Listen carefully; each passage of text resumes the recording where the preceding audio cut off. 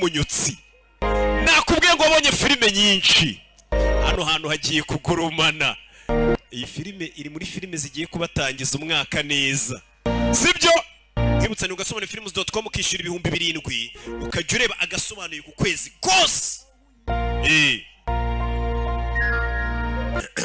kize ibyo bintu byose matwike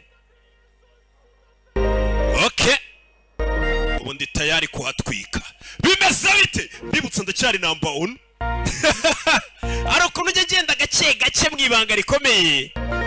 imbeba zigasigara iki n'iki ariko ndabamenyesha ko nta mwamutanga ikamba tarapfa nta mwamutanga ikamba gihumeka